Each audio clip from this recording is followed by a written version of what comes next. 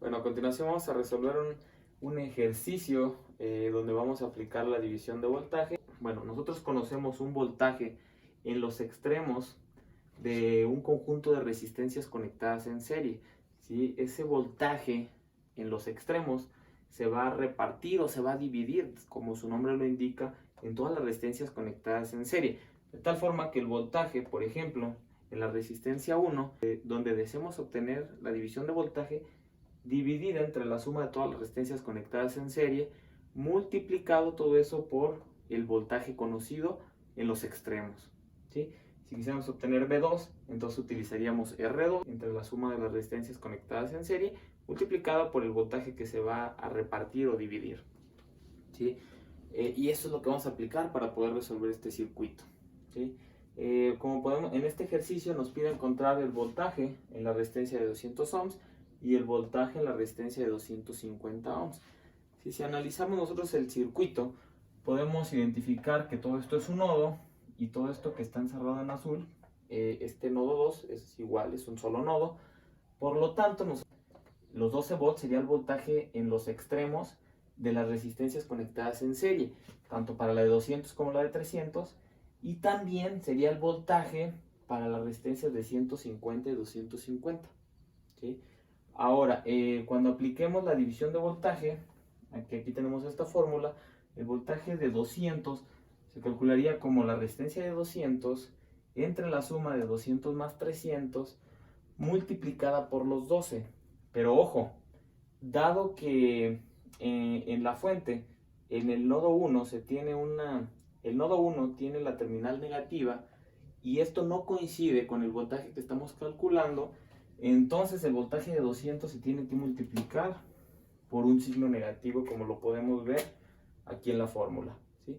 De tal forma que el voltaje de 200 nos quedaría de menos 4.8 volts. Y de una manera parecida pasaría con el voltaje de 250, ¿sí? Recuerden que este voltaje de 12 es el mismo que se tiene aquí y ese se va a repartir en la de 250 y en la de 150, ¿sí? Y nada más que fíjense, ahora en este nodo 2 se tiene la terminal positiva y se cumple perfectamente que el voltaje de 250 también tiene su terminal positiva en el nodo 2. Por lo tanto, ahí no se tiene que multiplicar por un signo negativo, ¿sí? Entonces quedaría 250 entre la suma de 250 más 150 multiplicado por 12, que es el voltaje que se reparte, que se divide, y esto nos daría un voltaje de 7.5 volts. Bueno, ahora nos toca resolver un ejercicio en donde apliquemos la división de corriente. La división de corriente consiste en cuando una corriente está entrando a un nodo y esta corriente se divide en dos elementos. En este caso son dos resistencias conectados en paralelo, ¿sí? Para nosotros obtener la corriente I1, que es la corriente en R1, podríamos utilizar esta fórmula que es R2 entre R1 más R2 por IS, donde IS es la corriente que está entrando al nodo superior, ¿sí?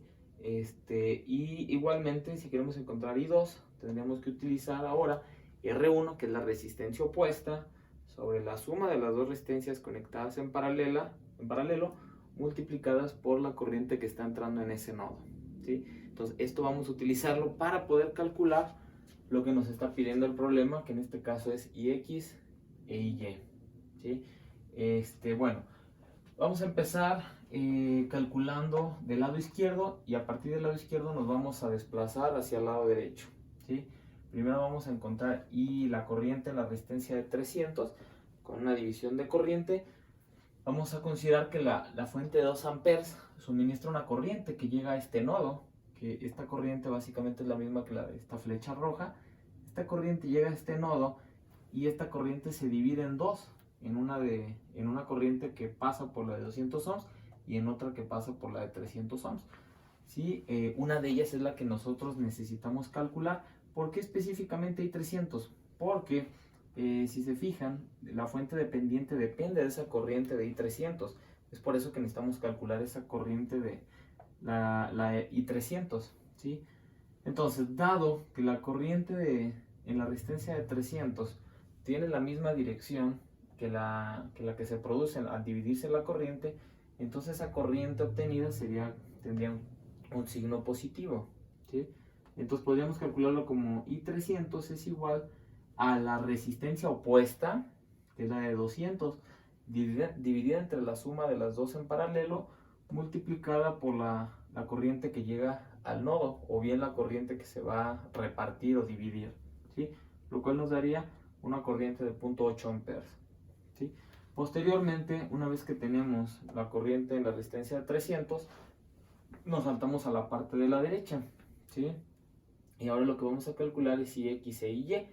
Igual, vamos a aplicar la división de corriente, nada más que ahora fíjense qué va a pasar. Esta corriente de la fuente dependiente de corriente llega a este nodo, y cuando se divide la corriente se producirían las corrientes que tenemos aquí en estas dos flechas en rojo, ¿sí? Ahora, como podemos ver, IE está en dirección opuesta que la corriente que realmente que se dividiría, ¿no? En la cual se desglosaría. E IX también va en dirección opuesta a la corriente resultante, ¿sí? Por esta misma razón es que cuando aplicamos la división de corriente en IX y en IY se les debe de multiplicar por un signo negativo, debido a que van en direcciones opuestas, ¿sí? Por lo tanto, Ix es la resistencia en la de 400 ohms, sería la resistencia de 350 entre la suma de las dos en paralelo, multiplicada por la corriente que se va a dividir, que es la de 0.5 por I300, lo cual nos daría una corriente total de menos 186.6 miliamperes. Y de una manera semejante pasa con IY, ¿sí? IY sería la resistencia opuesta, la de 400, dividida entre la suma de ellas las dos, multiplicada por la corriente que se reparte, ¿sí? Lo cual nos daría una corriente de menos 213.3 miliamperes.